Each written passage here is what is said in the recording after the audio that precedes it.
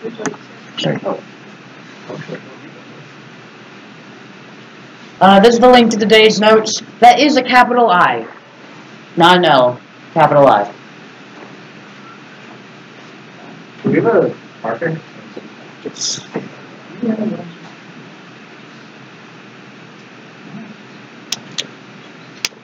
So, welcome to the final official ACM meeting of the year. This one is over cryptocurrencies and how they work. Am I jumping the gun on starting? Yes, you are. We have a minute, and B, we need to hand out boards and such first. So, wait a minute. yeah. If you wanted to follow along with the notes, though, this is the URL for that. Chill.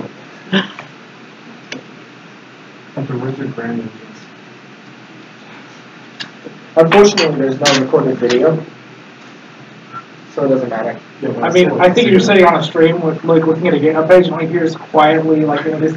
It just gets so progressively gets louder. All the way from Go ahead and start anyway. So, I'm sorry to take away your vibe. I don't know. But we had the programming competition last week, and it went really great, I think. And we have some winners, so we're gonna give them some certificates. They're also getting gift cards. So I'll start with third. Okay. All right. So third place is gonna go to Braden Dyke.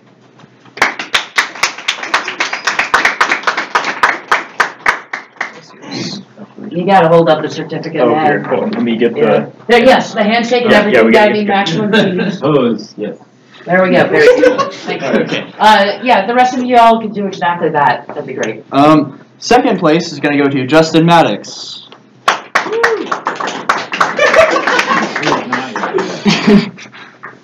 All right, and first place, Jacob Schleck. You don't know how to pronounce his last name, do you? Oh my gosh. All right. Whatever. There you go. We're good. Cool. Okay, that was it. Alright, yeah, so today's meeting we have Hunter and Jacob. They're talking to us about the more technical side of cryptocurrencies and blockchains. The notes are at that link again. That's a capital I, obnoxiously enough. Yeah, go ahead, guys. Your notes are up in the other tab. Okay, now where was I? Yes.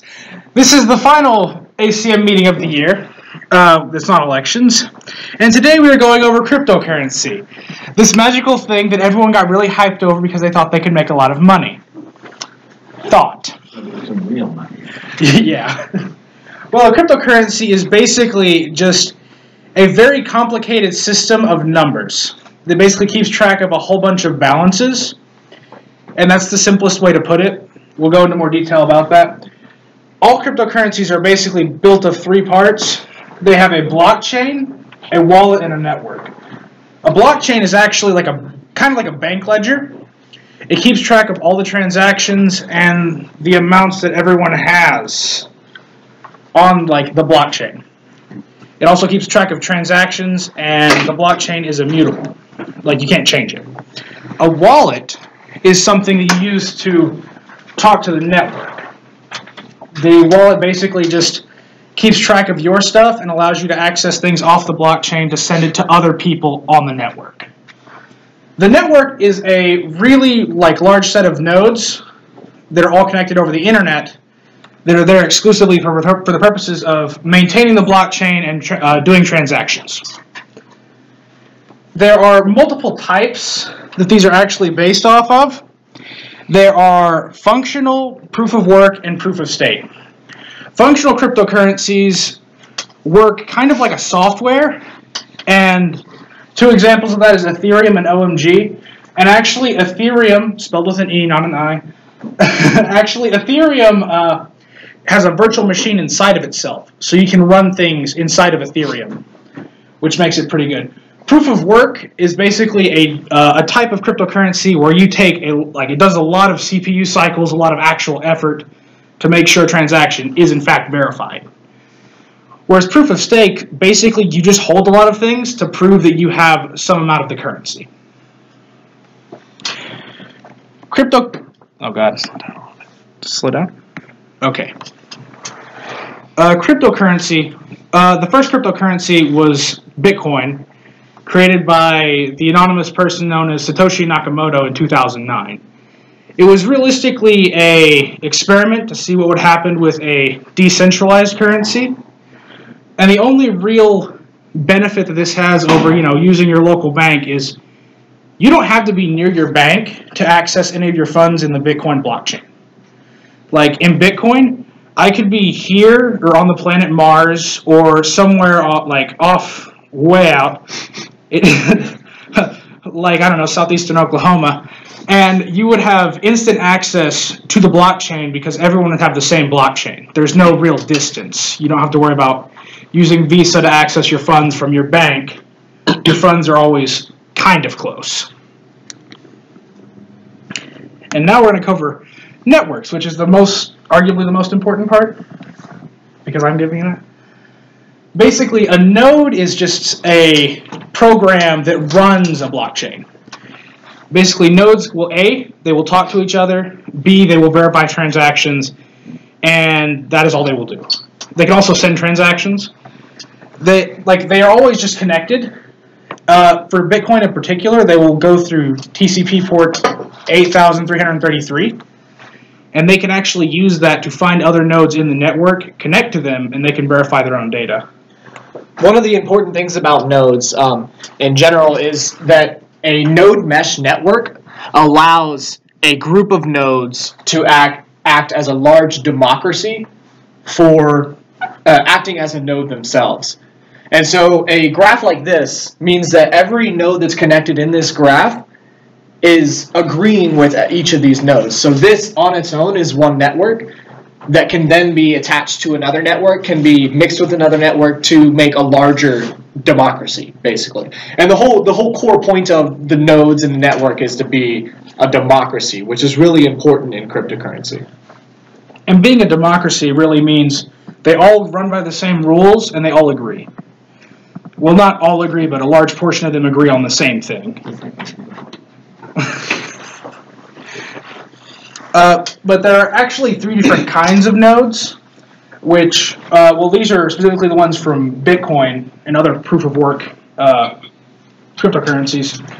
They have archival nodes, which will basically, they're designed to have a large amount of storage space, and they will hold literally every transaction that has ever taken place on that network since the beginning of time. And they're really good for bringing in new nodes to the network, because basically, if I've started a node, I can connect to a node, and if that node's connected to a node that is connected to an archival node, I can use those links to access the archival node, and you can talk to the archival node and get all the transactions. And getting all the transactions hashed and, having seen them is a prerequisite to being a full node. A full node doesn't actually have to hold every transaction, but it has to hold every block signature, which involves the Merkel Group that Jacob will talk about in a moment. Basically, these full nodes, they have to have seen every transaction ever taken place, but they do not actually have to hold them. These are the ideal things for Bitcoin, because the actual Bitcoin blockchain is 160 gigs, as well as if you're an archival node, you're going to have ridiculous bandwidth usage from all these different nodes that are jumping onto the network to become their own nodes. And then they have lightweight nodes, which they don't see every transaction, and they're really only used for hosting wallets. And these are very discouraged by the larger Bitcoin community, because lightweight nodes can see things and do things that do not actually go with consensus rules, because they haven't seen every transaction that has ever taken place. So they can actually verify false transactions, as well as giving, they could not verify proper transactions as well in certain circumstances. And they're all connected in this very large network. And basically, from the actual thing called consensus rules, they can talk to other nodes check what their blockchains, check what their transactions are, and basically they can figure out who the bad eggs are. The reason you have to worry about keeping out attackers on a Bitcoin network is because these are all just nodes that hold a random, line of data that says you have so much Bitcoin. An attacker could actually come in and just verify transactions with funds you don't actually have. Or they could do a thing called double spending, where basically you verify a transaction, but you don't actually have the Bitcoin sent from one address to another. And that's a major deal. A thing called a 51% attack actually comes from that. Because being as these nodes are all democratized and spread out, and they all use consensus rules, you can actually get 51% of your network to all be attackers, and then you can actually change the consensus rules. But doing so usually destroys the cryptocurrency in the process.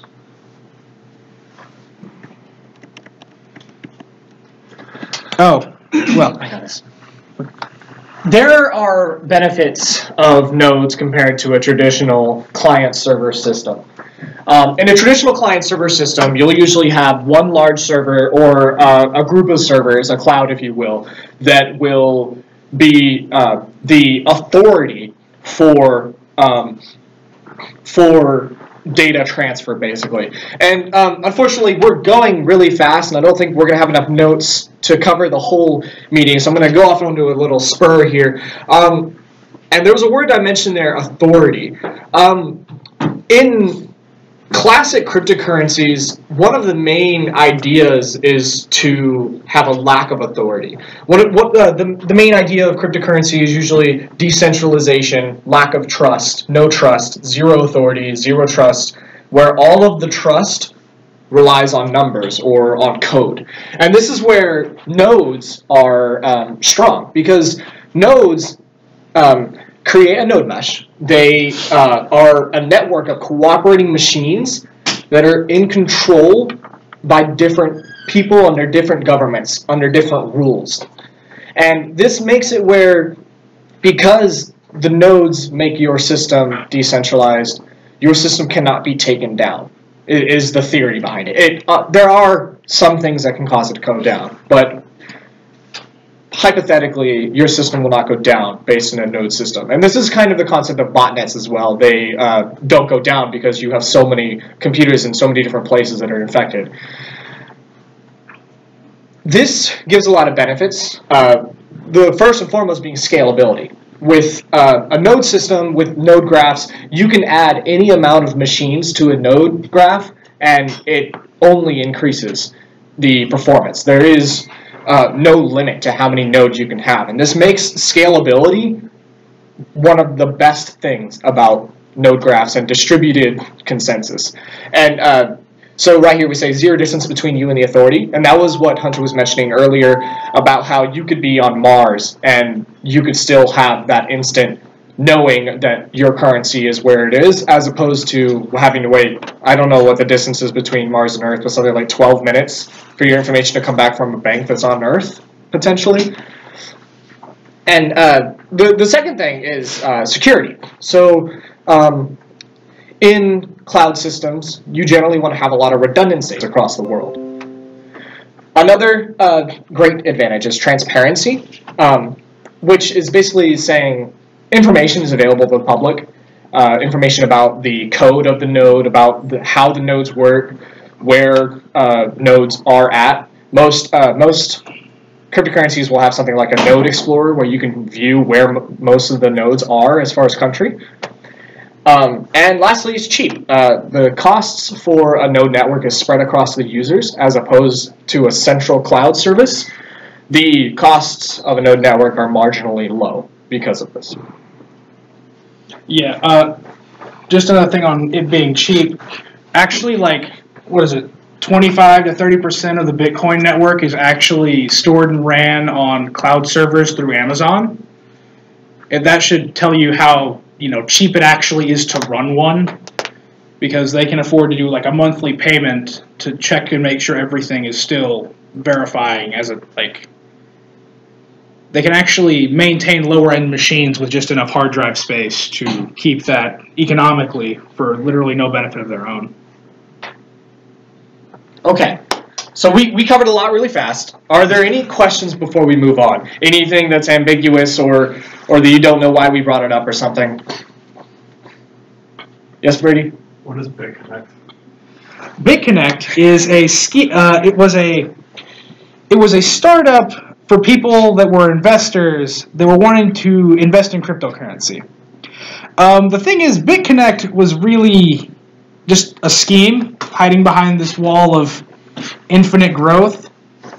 Well, it wasn't really a scheme, but they wound up losing a whole bunch of addresses, and whether or not they actually took the coins out of the addresses or not, the people that bought into BitConnect pretty well were out of, like, all the money they put in was gone. But it was most famous for some man at the beginning, like, keynote thing, yelling BitConnect in a very exuberant manner. Any other questions? Okay. So the next thing we're going to do is we're going to have you guys do an activity. This is going to be fun, we promise. And this is going to demonstrate why a node system, or how a node system has vulnerabilities and how we can work around those known vulnerabilities. So unfortunately, we're going to have you guys get into groups. I'm sorry, we're going to have to make you guys socialize. I prefer like groups of 3 or 4. 3, 7. 3 or 4 would be great. 12. We have 14. 14. That's 14. a bad number. Can we get 2 groups of 3 and 2 groups of 4? Oh, I was going to say 4 of 3, 1 of 2. We're the cool kids over here. Come join our group. We're not moving, so come to this group. Sure.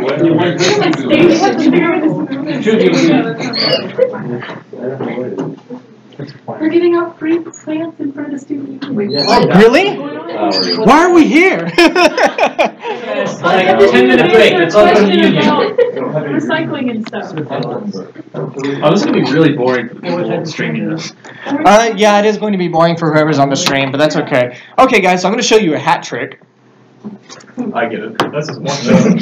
Okay, so here's what we're going to do. We're going to have you guys behave like a distributed node system. Everybody's going to be their own node. So here's what we're going to do. We're going to have you. We already have you split into groups. We're going to give.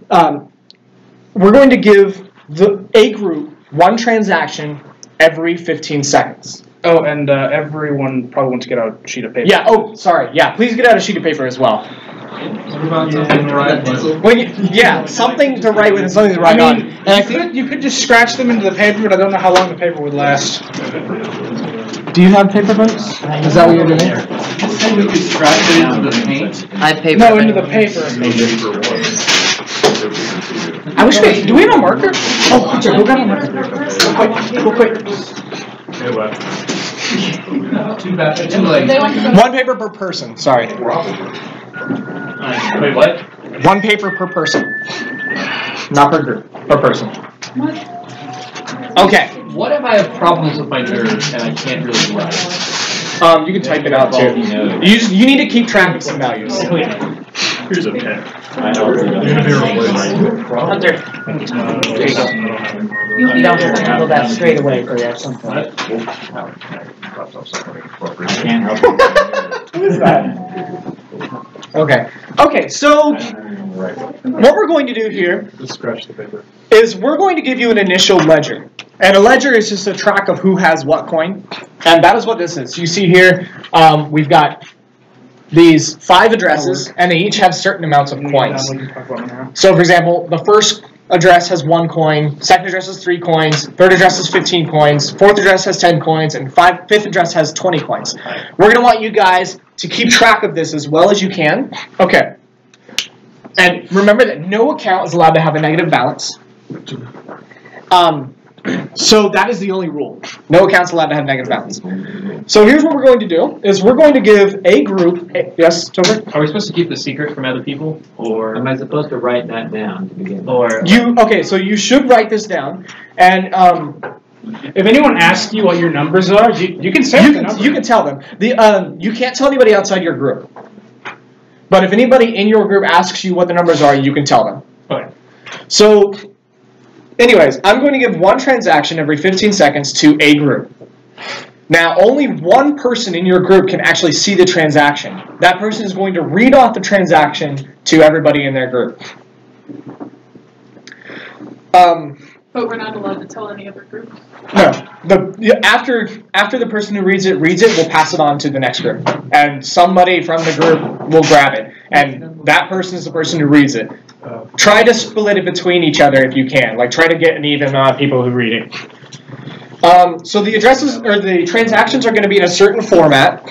They're going to be in this format. They're going to be X from Y to Z.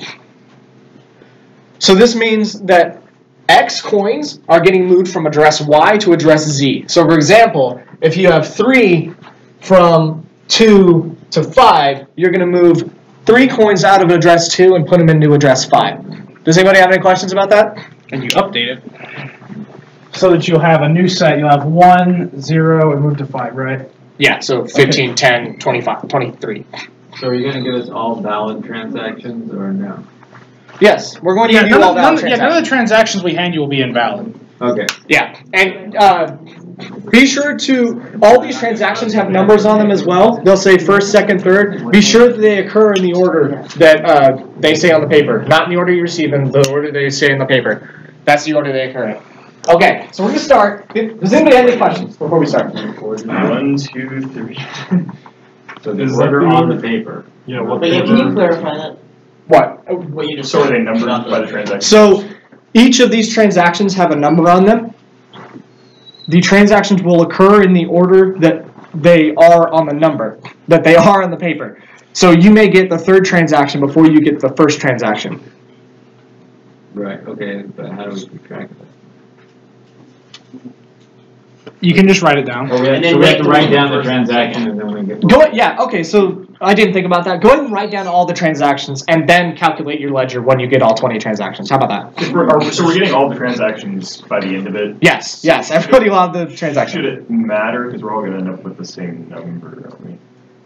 Probably, maybe. But remember that no account can have a negative balance. By the end of it. Well, technically by the beginning too. Yeah. Okay. Any more questions? I know this is confusing. If there's any hiccups, let me know. Okay, we're going to start here.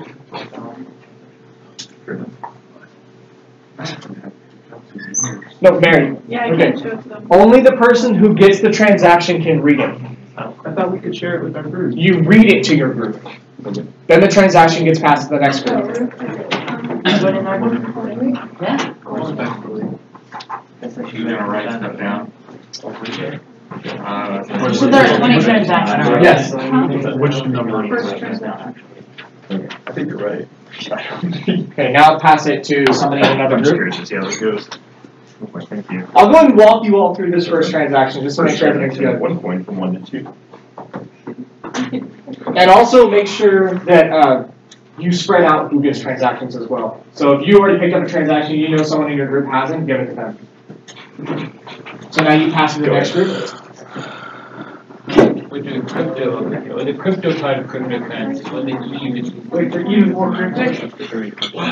Yes, that was They hash their numbers. That's transaction number 1. Fantastic. That's awesome. Thank you. Okay, does anybody have any questions now? Does everybody understand what we're doing? Remember to balance out who gets the transactions. Is this like a think about it, this would probably be better if we But you can't why. Why does it matter who gets the transaction? What? Does everyone in our group give us Verifying transactions when one of us ultimately writes in the wrong number.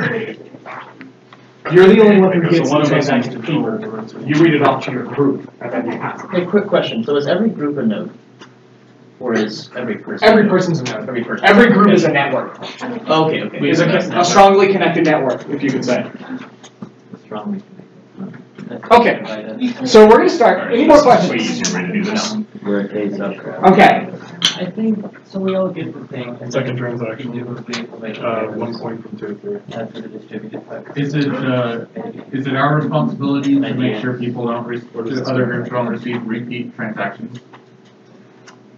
So like they give us a transaction and we You pass on the next group. transaction. Just whoever. Don't hand it back to saying that. Yeah, don't hand back a transaction to a group that's had it. That's why. Okay, if you've had it, a transaction before, you can pass it on to another group. I guess it's another rule we available on that. Jeez, we didn't think this was Okay, so. Yeah, you're good, Sam. Okay, so the third transaction, 1 point goes from 3 to 4. The transaction for infinity.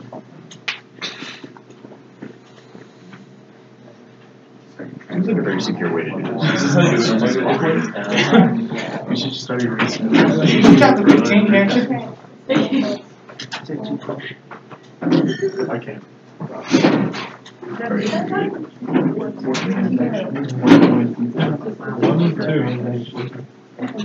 I guess that's it. See, that's what you're saying. The actual. See, this is what the binary is going to be. This is what I'm just writing. Yeah. Yeah, that thing. Yeah. 1 point from 4 to 5. What is it? What number? Fourth transaction. Why did you remember? 4 to 5. You expect me to remember that? Yes, I thought you wrote it down. I already. So what were the transactions? Write it down. You have to do them. They have to be. If you already got it, just pass it on to another group. Okay. I think I've already in the order we get them, or the order that. Which transaction is it? No, in the order that they're. Has everybody gotten a second transaction? So, okay, so. We're just gonna pick them up. Whatever. We have another one. Wait, did you go? I didn't hear this one. And it would probably be, wouldn't You're it be like reading. more realistic is if Well, I'm we reading, just okay. keep passing it around? Fifth transaction. Yeah. 1 point. It would, but that might get a little bad. Third transaction for 1 point. So, what? We'll figure it out. If you think that a transaction cycled all the way through, just leave it out. But make sure that all your neighbors have received a transaction. Actually, let's do that. If all your neighbors have received a transaction already, just ask if anybody hasn't received a transaction. If they haven't, just clear this item. This is way better system. Why don't you do like this? From 5 to 1. Which number? 26th transaction. Hey, what did you say about if we get a?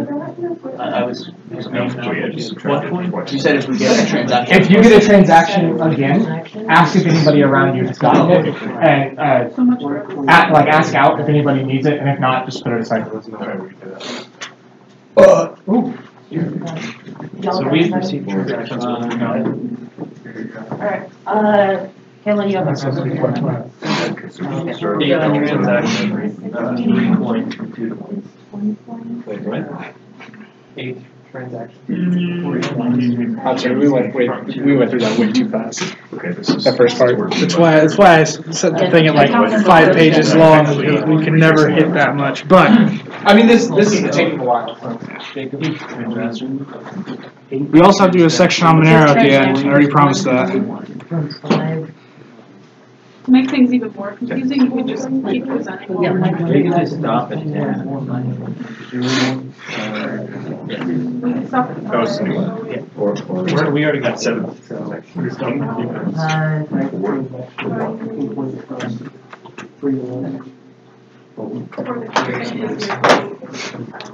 we're going to do 200 transactions. Yeah, we'll be here all night. 8 transactions. Is that 6?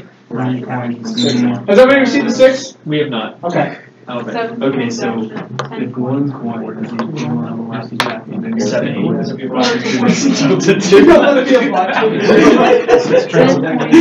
We're halfway there. I like this Bitcoin. We're halfway there. I'm not halfway there. I'm halfway. Computer.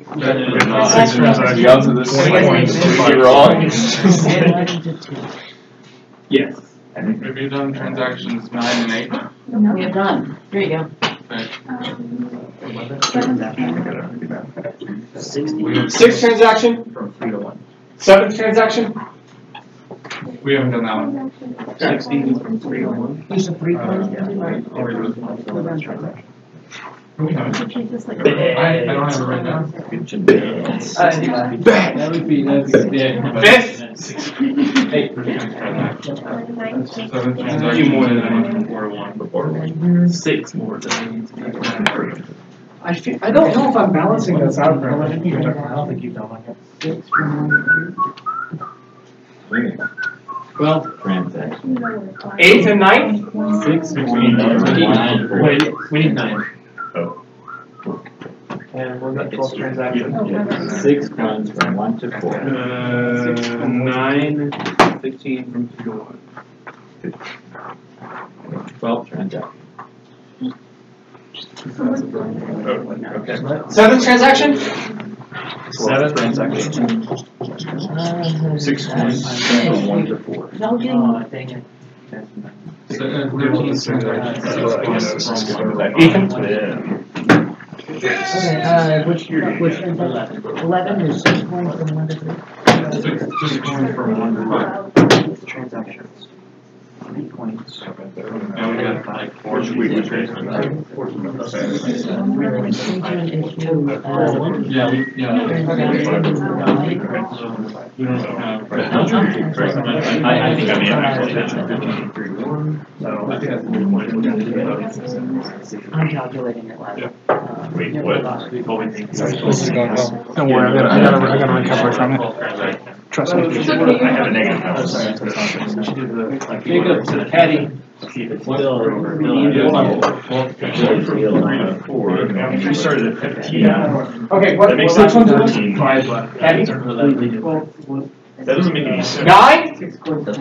We No, did that. because 3 has a negative balance. 9. But I'm looking back and there's no 11? transfer 2, 3, and we just got 1 15. Also us. I have a negative balance, I'm keeping track of sir. that, like, in the actual transaction. What happened? You have an invalid transaction, sir. One is becoming a very rich. Mm-hmm. I'm certain on this Up to number. 11.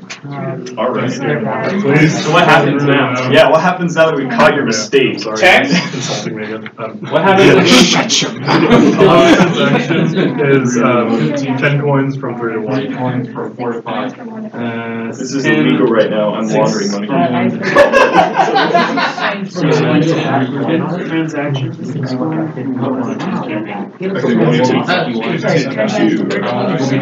Okay. It's starting to get better. We're gonna have this one. Did I say 3 to 1 on that? Good news, I've only got 4 more to find out. Did I say 3 to 1? Yes. Yeah. 11. I'm sorry. 11? Yeah.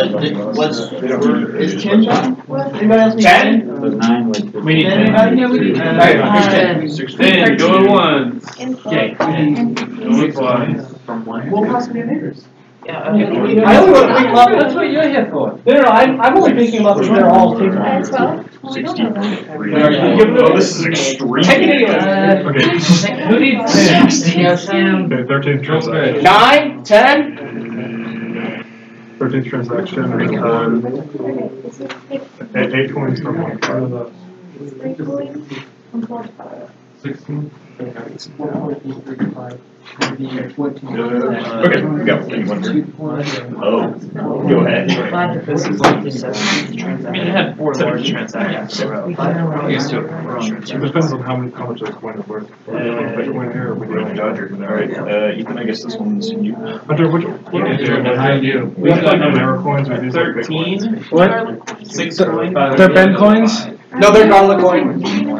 No, they're all, the paper they're on is more valuable than garlic coin. Garlic coin's like 5 cents a piece. Oh, what transaction? Yeah. 18. They might Here, have you one. want. Oh boy. Sorry. No, we've already done this one. Okay,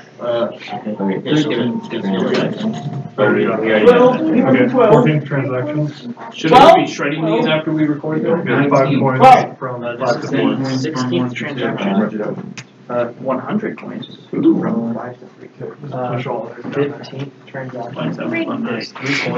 Alrighty then. Say that again. 15, 14, these are already done. Whoa, So that's 18, chill. I guess. 17th transaction is 3 coins from 5 to 3. Yeah, No. so we got one. I'll go ahead and read off this one. Transaction.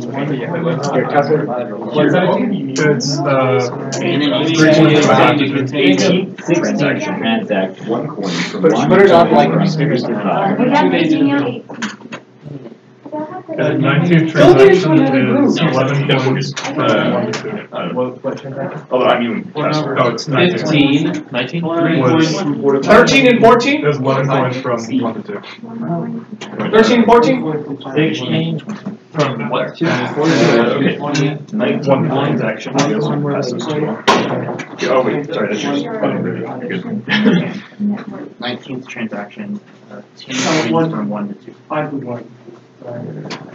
1 coin from 5 to 1. 16? Why is this game like here? You need to see my recovery. 19. We got it. 15. I feel bad for whoever's on the live stream. Yeah. Well, you know what? This is fun. This is Yeah. This is. No, I like this. I like this this. interaction. You could just stop the live stream and start it back up. That would have been a great idea. Or you could just play, like, songs. Elevator music. We know what's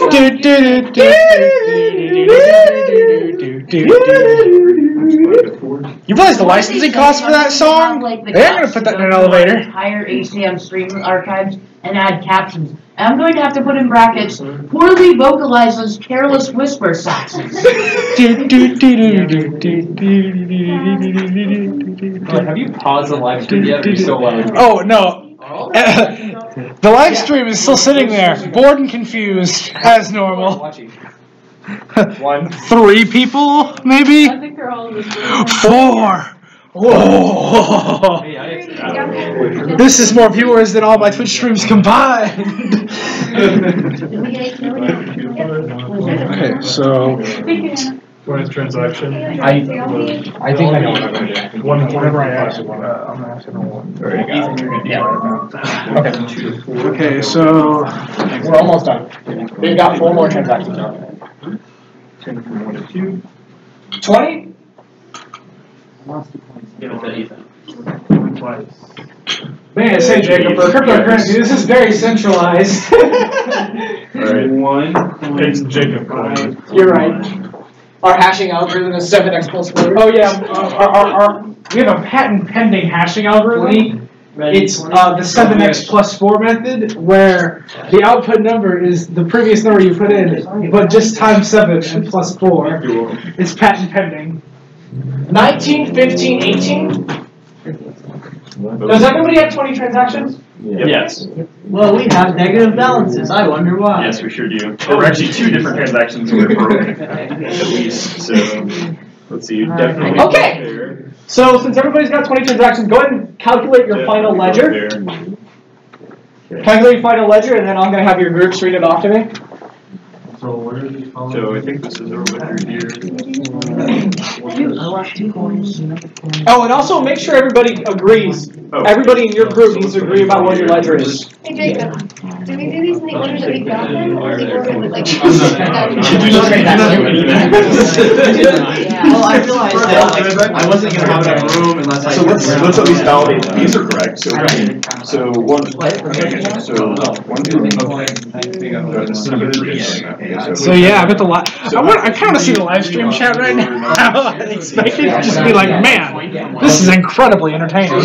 Oh, You should probably check. okay, There was someone that posted about Monero, and we'll cover that at the end of the I'm gonna just let y'all handle this one. 3 coins from 2 to 1. Yep. I think they stumbled across the careless whisper. 60 coins from 3 to 1. Yep. Oh yeah. Okay, to those on the live stream, we are not a Chior. We're doing an activity. You're not accidentally. Okay, good. You're not revealing any stream keys or anything. 5 coins from 2 to 5. Correct. 1 coin from 2 to 4. See. 10 coins from 1. Oh, we do have a recursive oh god. Recursive video. Okay. Has everybody agreed on your ledger? No. Yeah. What? Can't do arithmetic. No, I'm still So counting. the odds of my arithmetic being wrong is like. Like other people would have better about doing What this. do we want to say? Do you guys have an agreed ledger? We got one. I have a ledger. You have an agreed ledger? I can all use your ledger. Okay. What's your ledger? Calculate. All right.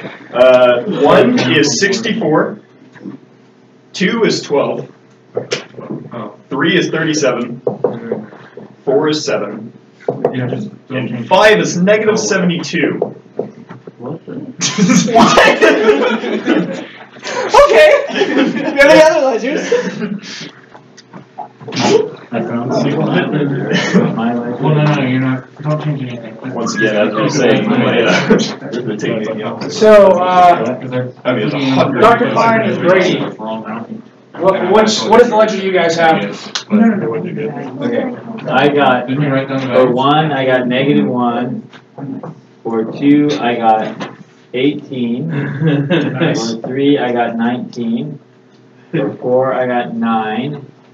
And for 5, I got 3. Okay. Yeah, that's Okay. Got something different. very different numbers. Number 4 is not. Do you guys have an agreed ledger? He's working on It's getting progressively smaller. Okay, they're still taking a while. I actually got 9. Okay, Kale, is your group finished? Nope.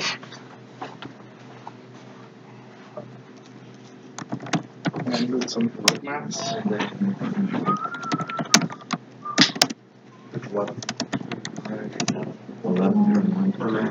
Ooh.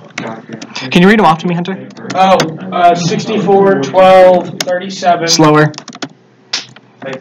7, negative 72.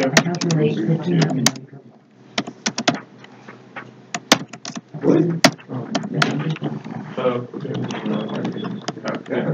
2 from 3 to 2 for 2. And group 2 had -1. Oh. Oops. It had 18. Can I change your number by 1 digit? 19. So I think that should be they should probably be 6. 9. Or if you have double count. Yeah. 3. So we have. You wanted to change a digit, Braden? My 2 should be 13, not 12. Yeah. Okay. Yeah, it was just at the very beginning when I didn't get it written down first. Okay, so do we have Yeah, we may have any, to change do we have any our. other completing ledgers? You need to estimate the time it takes to do simple arithmetic. I know. Not pressuring. Check you get in 5 seconds more. And then So in 3 seconds. It's a worse time because by the time we were on 20, I was still doing arithmetic for 10 to 11. So. You do it. I'm playing hard. At this point, No.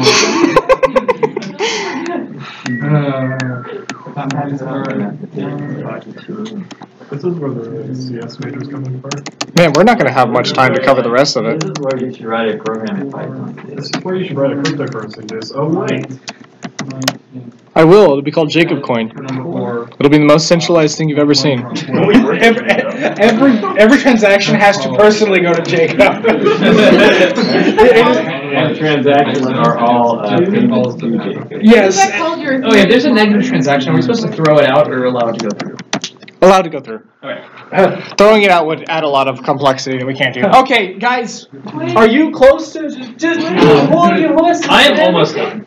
Oh my gosh. Nay. I'm having to do this manually because our stuff doesn't work. Okay. So what did you get for 1? I got You got the program. but I don't know. I agree with 1. I don't want to do the rest of them. I'm gonna use that. We're not gonna have enough time to cover the fun stuff. Wait, it's the fun stuff. Wait, this wasn't the fun stuff? Well, this was the fun stuff, but I'm going over some complex arithmetic after this. Like I said, this was the fun stuff. Okay, so I think I have it. Yeah, I do it. We can cut short all the actual nitty-gritty technology stuff, right? Well, yeah, you also have to go from an arrow. That was a joke, right? No. We actually have to go from an arrow. I think I got it. It's similar. How long is this? This activity was designed to last, what, 6 minutes? 20 minutes. I did 20 seconds. Well, okay, so group 2, are you changing your ledger? Yes, we are. Okay, fine. This is your final ledger. What is it? 9 for 1, 19 for 2, 9 for 3, 9 for 4, and 3 for 5. Okay. Do you have a correct ledger? No. No. We need to I have a guess. Okay, go ahead, Kayla. Okay, just kidding. They don't want to go with my guess. Oh my gosh. Just yell random numbers, it'll be fine. Alright, so I do 0, 0, 1. average it and then call it. Okay, yes, Kayla? Okay, 1 has 16, 2 has 18, 3 has 5, 4 has 6, and 5 has 4. How did we get negative 6? There is no agreement on what's going on. Last group, Wes? Are you guys good? Getting there. Oh my god, it's simple arithmetic. Obviously, it's not simple and everybody has different answers. Could you find what the total is? No, group 4 had the right one. Group 3? Okay. Good. I think this is going to show us that Jacob Point is going to fail. 17, so Being as I'm pretty sure Jacob Point has every transaction not only has to be verified by Jacob, but it is verified via SMS. So he just gets he gets 3 to 4 text messages a day that he has to. But not only do you get the information about the transaction, you get like biographies of the 2 people who. Oh yes, yeah, you have to have a full bio. It has to be no less than 160 characters. So long. And no more than 160 characters? Yeah, exactly 160 characters. Yeah, the parentheses only works if it's 160 characters. Help me out on this, please. Space is kind of scary. No. Except they do. Kale, Wes. Count as 3. There. It was Jacob. Do you have certain numbers? Continue. 10 from 1 Email or anything? Because I'm not logged into that. Like who? I think I should maybe somebody accidentally use that email. Like who accidentally do? Just. I think what they are just doing last time. We can do like try to move phones as much possible. Yeah, Okay, give us your numbers, group 4. What do you got? But we don't know. 16 and 1, 18 and 2, 5 and 3, 6 and 4, 4 and 5. Okay, so what does the majority say, guys? I think we're going to this right. People in the back of the cool kids who can do that. Okay, so the point of this activity was to show you why it's important to have consensus rules and also how node meshes work. So these 2 ledgers are actually right. These are right. We may or may not have planted people to lie to you, specifically Brady and Andrew. No. So these ledgers are incorrect. These are ledgers that were manipulated by attackers. Like what? And this is why it's important to have majority. In this case, the blockchain would fork into 2 separate blockchains. But also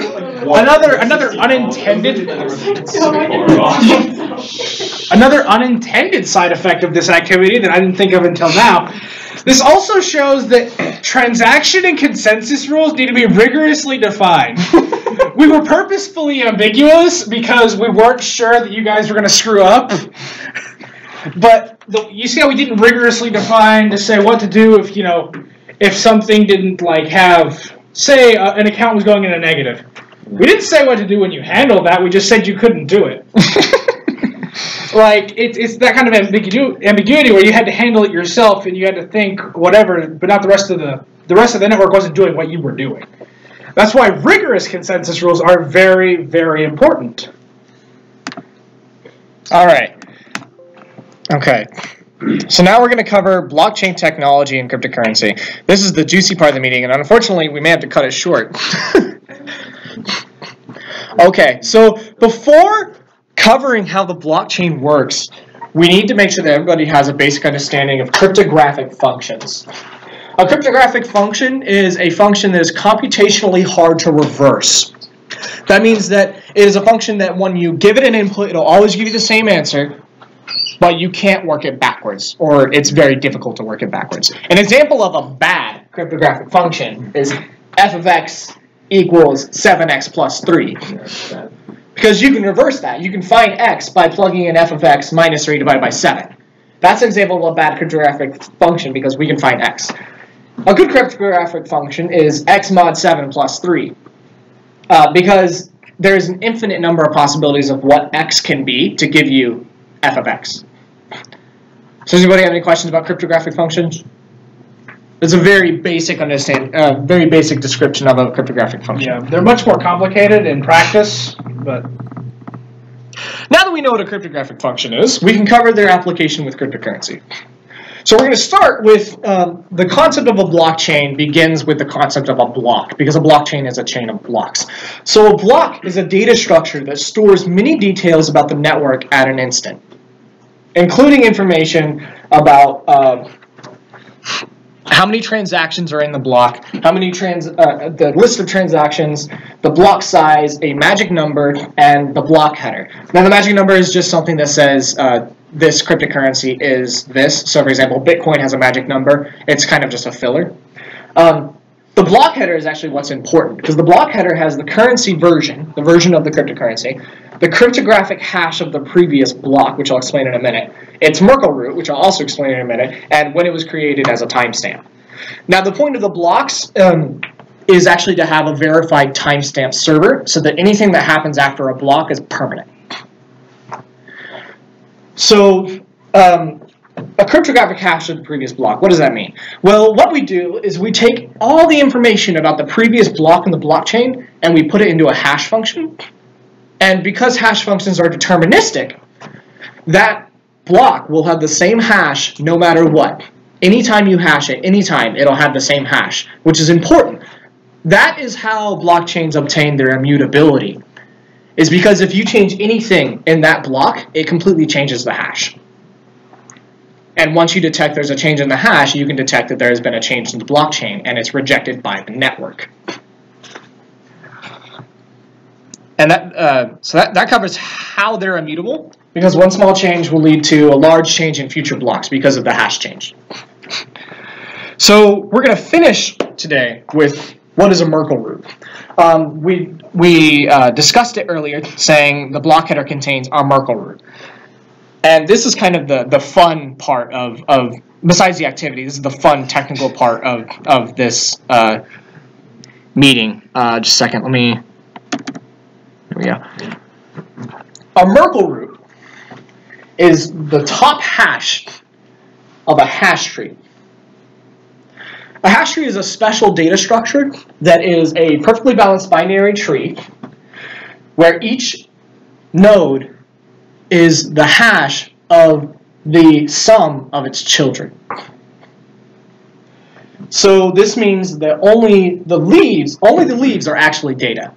The only actual information is the leaves, the bottom of the tree. And what you do is each leaf you hash, and then you add those hashes together, you hash, and then you add them together and you hash, and you do that until you get to the top of the tree. And because of these cryptographic hashing functions being deterministic, it means that no matter what, if you use the same numbers, it'll come with the same Merkel root, the same root.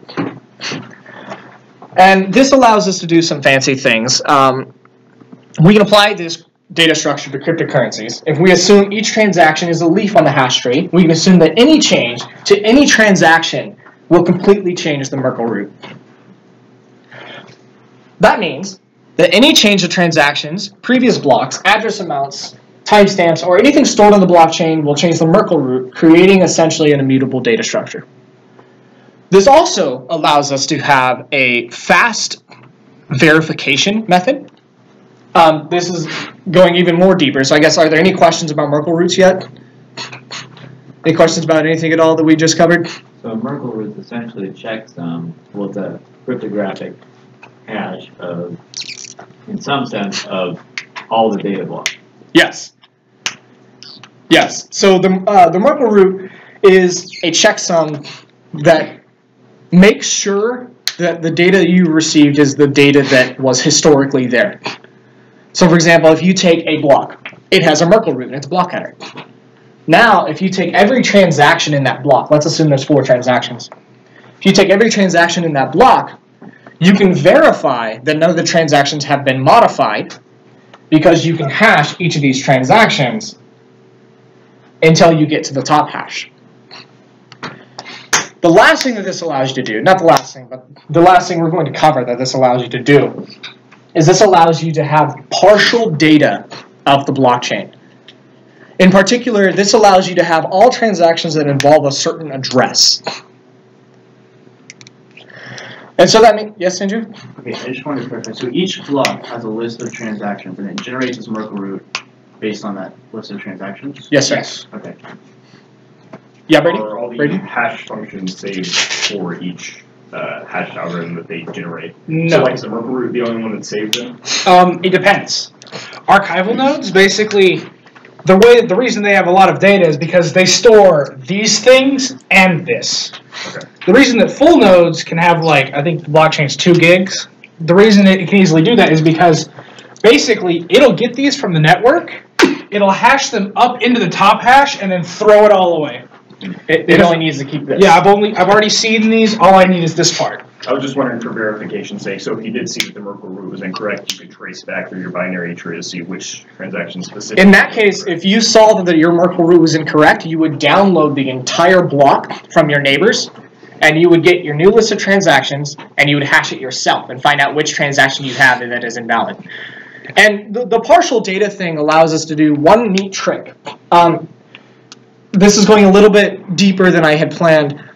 Each one of these transactions is set up in a certain way, where you have an input address to an output address. So it's 1 to 5, for example, like I was giving you earlier. 1 coin from 1 to 5 is an example of a transaction. So what we can do is we can ask for all history for address 5. If we ask for all history of address 5, the software will go back through every block and ask an archival node for every transaction involving that block, that address. And at first that may seem like, well, don't we have to grab the Merkel root for every block involved, or don't we have to grab the entire block for every block that address is involved in? Basically, don't we, if we need to find all information about block 5, or address 5, do we need to find all the information about every transaction in every block address 5 was involved in? And the answer to that is no, actually, because of this Merkel root. Because of this Merkel root, if we assume that transaction 2 is a transaction that involves 5, and all the other transactions don't matter, all the other transactions involve somebody else, who cares? We can actually only ask for the information that builds this data up to the root. So we can ask for, if L2 is the transaction we need, we can ask for hash 00 and hash 1. And this allows us to ignore this part of the tree, and ignore this part of the tree. And instead, we can rebuild the Merkel root because we have this data. Right, but what if node 5 has a whole bunch of transactions scattered over then?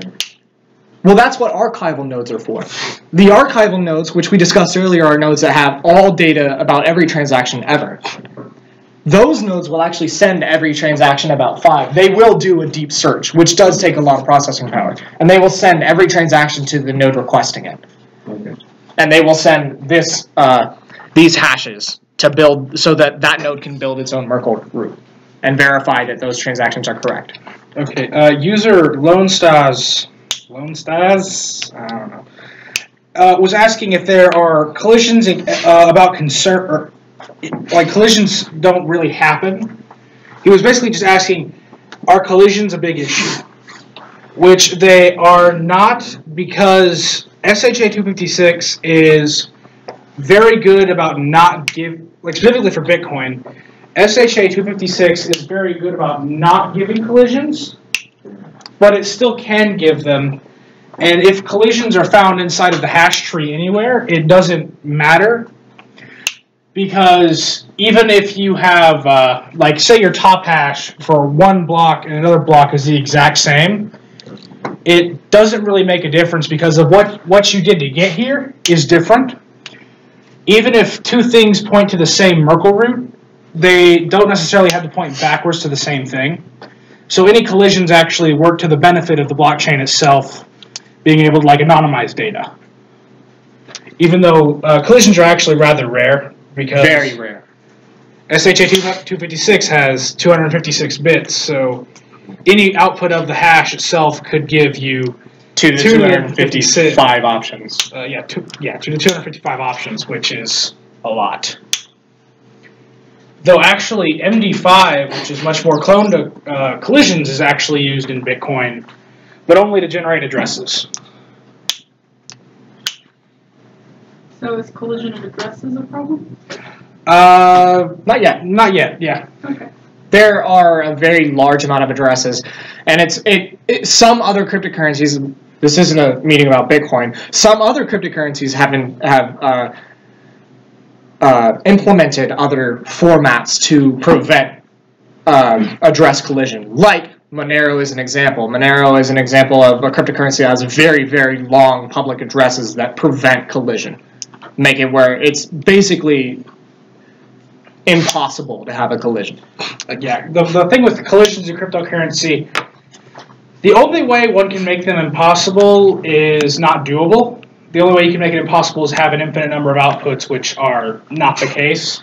So really they just use the law of big numbers, where if you have a very large amount of chances to get somewhere, and an even chances to get at any one spot, you'll never hit the same spot. That's basically the mindset behind it.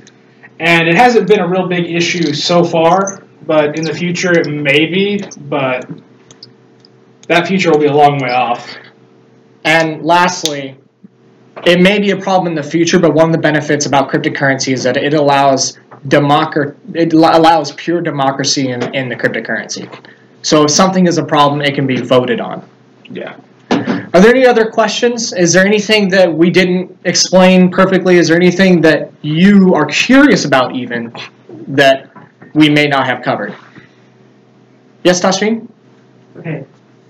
So just regardless of how it works, if you want to implement on a big scale, you have to have it regulated by the government because you have to pay taxes in dollars. That is the currency that the government regulates, fiat money. So how would you go by doing that? Like, how can you keep trading in something that's not regulated by government? Because they won't. We're not going to cover that part of cryptocurrency. Well, the thing is I think the regulation is more of like, how do you keep people from forging it? The way that the cryptocurrency regulates itself via democracy, which is not necessarily the best thing, but it's working. I mean, the idea is that since you have a democracy voting system in the node system, if there's ever an error or someone trying to forge something, unless they control more than 51% of the computing power or of the node power, then that will not be valid. They will be evicted from the network. That's how you prevent that kind of attack. They're generally designed to be self-regulating, but they do have flaws because they're democratic. Cryptocurrencies were built to be trustless. Every node assumes that every other node it's connected to will lie. That's why you trust the numbers. There's actually Vires es numeres, I think it's the trusted numbers in Latin or something like that. Something like that. Anyways, okay, any other questions? We'll be here afterwards. If you have something deeper that maybe you don't want to bring up during the meeting, but we'll gladly talk to you about cryptocurrency. We do have a few other real quick announcements. One thing, next week's meeting, it's going to sound super boring, but it is absolutely crucial. We're having our elections next week, and honestly, like, having y'all there to be able to vote on our officers for next year is so important so that we can make sure that we have the best possible team in place to provide a program that you guys want. If you're interested in running for an officer position, please let me know. You'll be doing like a 1-minute speech for every election, so be prepared for that. Also, we'll be kind of, I guess, starting to brainstorm what we can do for next year. So if you have suggestions for that, please do let us know as well. So yeah, that's just super important that you guys are there. Also, recently Hannah and I met with ConocoPhillips, and they wanted to promote a few things that they've got going on. So they're putting on a hackathon type thing in September. September 7th through 10th. It's called their Innovation Challenge. And if you're interested in that, you can go to tinyurl.com/capital C, capital O, capital P, capital I, Innovation 2018. I've got that link here too on this flyer that unfortunately, like, I've only got one of. But it's like a hackathon thing. I can tack it to my door after. That would work, yeah. Do the thing after. Yes, we'll absolutely do that too. They've also got in the days before a student leadership forum. Yeah. They're really, really interested in hiring students from OSU.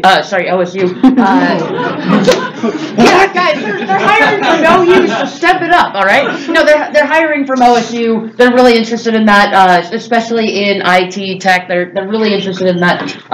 So yeah, if you're looking to possibly have an internship or a full-time offer with them, and this is something that would excite you, you can absolutely take a look at these flyers after the meeting. They'll be on Klein's door as well.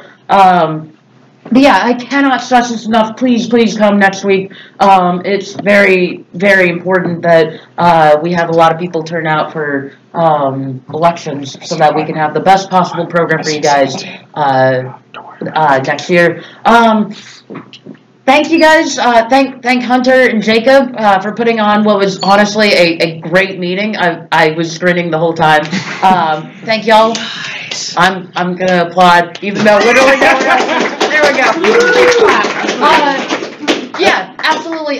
This is like these guys were interested in this subject, so they volunteered to put on a meeting. If that is something that interests you guys, like next year, if you have a topic that you're excited about, we would love to have you guys put on meetings like this.